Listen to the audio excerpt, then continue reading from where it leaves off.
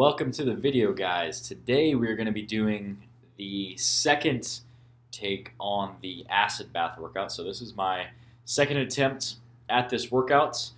If you haven't watched the first attempt, you can either go back and watch that video, or we have a side-by-side today too. So the left video will be the first attempt, and then the right video will be the second attempt. So having a side-by-side so you can see kind of the differences between my first and second try at this workout. For those of you that don't know, the acid bath workout is 4 times as fast as you can, 500-meter ski, 500-meter row, 1,000-meter bike erg. So we'll get started up here in about 10 seconds.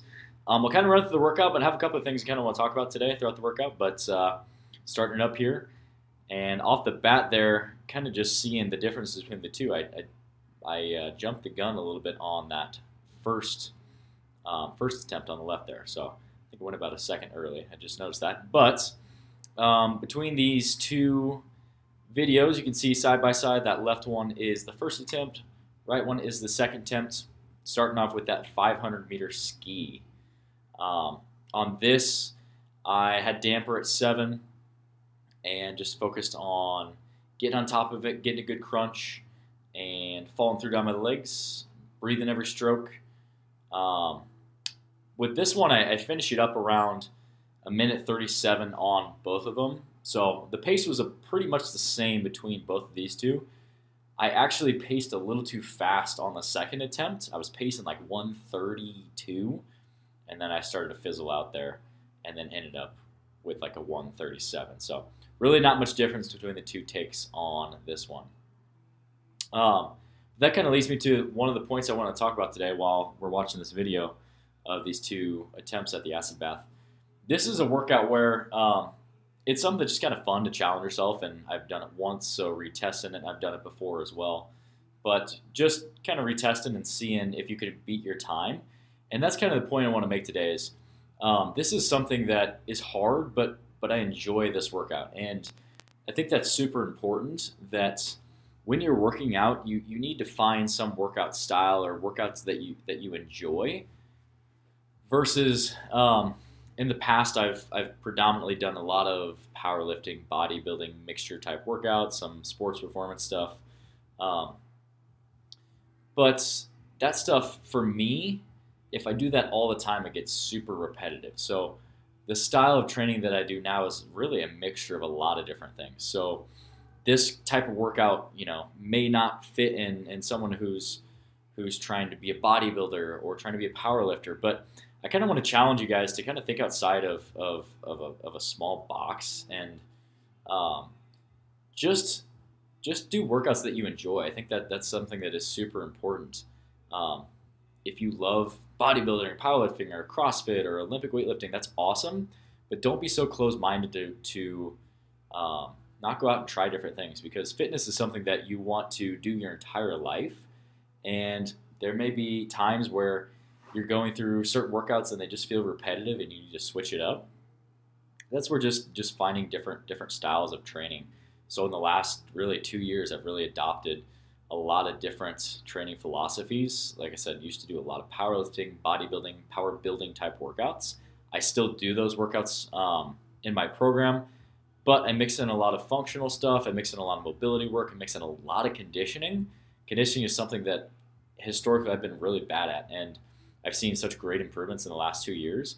And this workout alone is kind of a testament to where if I had done this 2 years ago, there's no way I would have put up the time that I put up in either of these videos.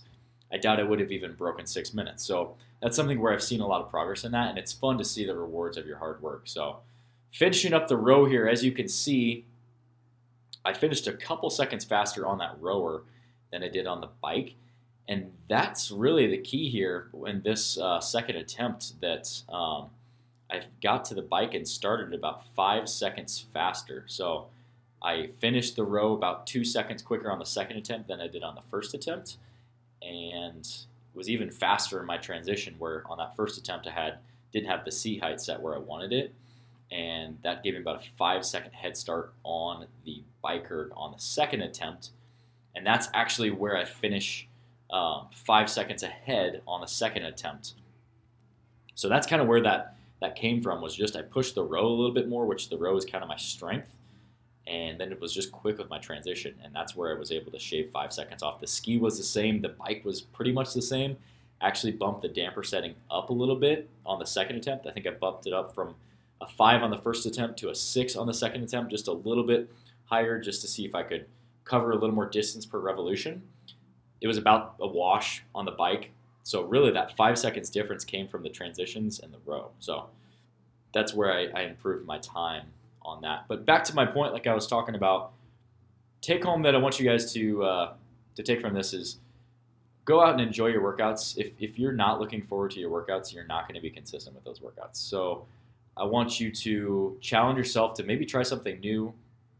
Even if you are loving your workouts, the variety is really, it's something that in your training is going to be so helpful. It's going to help you stay mentally engaged, and that is half the battle sometimes, where if you're not mentally in your workouts and you're not mentally engaged and stimulated, you're not going to see the progress that you want. So you should be looking forward to your workouts.